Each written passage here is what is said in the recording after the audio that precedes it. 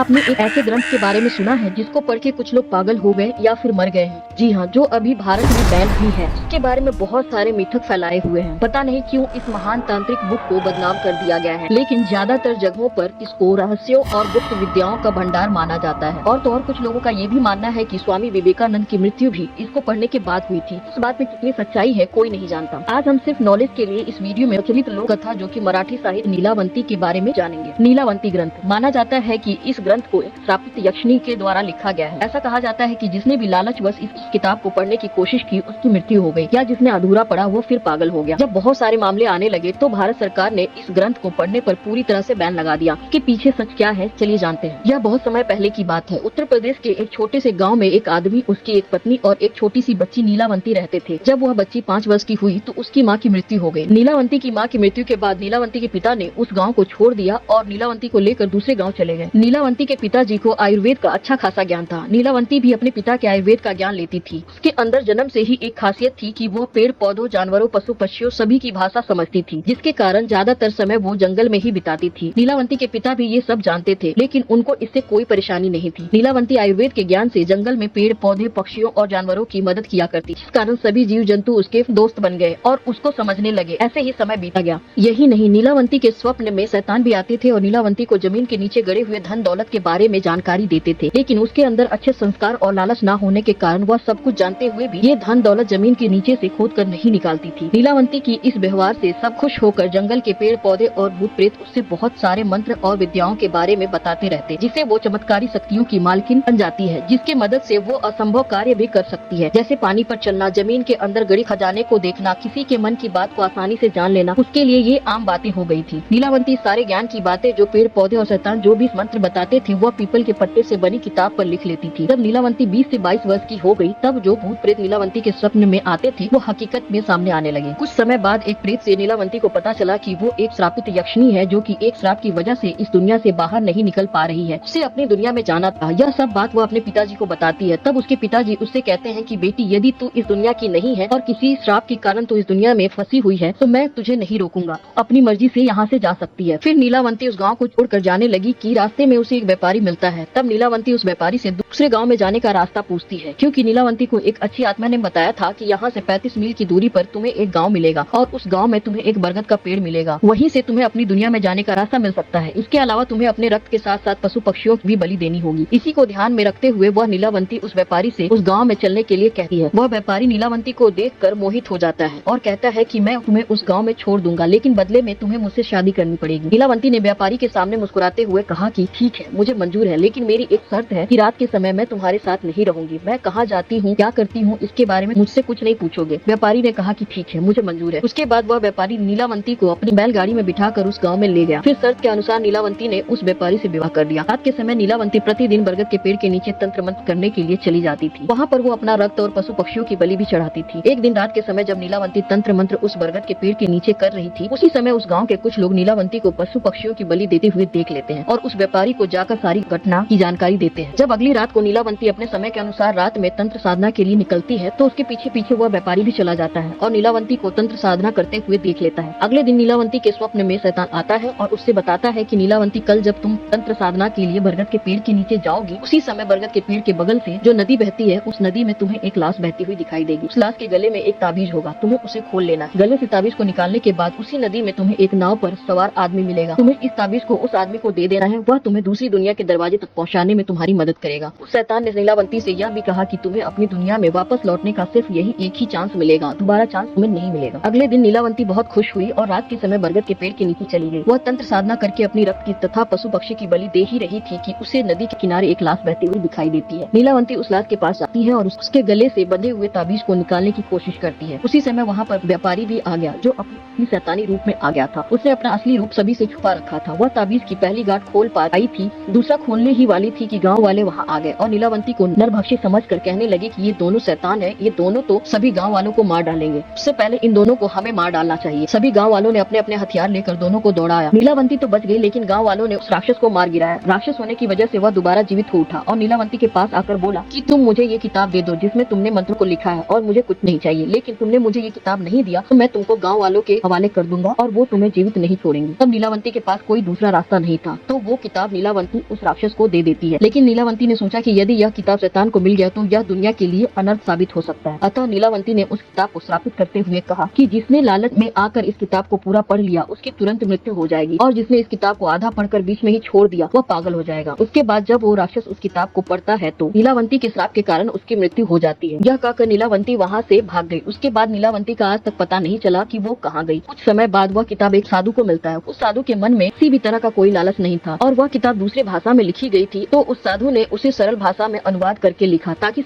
सबको समझ में आ जाए। उसी साधु ने इस ग्रंथ को ताम्रपत्र पर लिखा और नीलावंती ग्रंथ नाम दिया। उस साधु के बाद बहुत से लोगों ने इस किताब को पढ़ने की कोशिश की, लेकिन लालच के कारण उनके हाथ असफलता ही आई और वो सभी मारे गए या पागल हो गए। फिर धीरे धीरे ये ग्रंथ लुप्त हो गया और आज इंटरनेट पर जो किताबें नीलावंती के नाम से अवेलेबल है वो सारी फेक। ये वीडियो अच्छी लगी तो प्लीज मेरे चैनल को सब्सक्राइब करें, लाइक करें, शेयर करें और अंत तक बने रहने के लिए थैंक यू।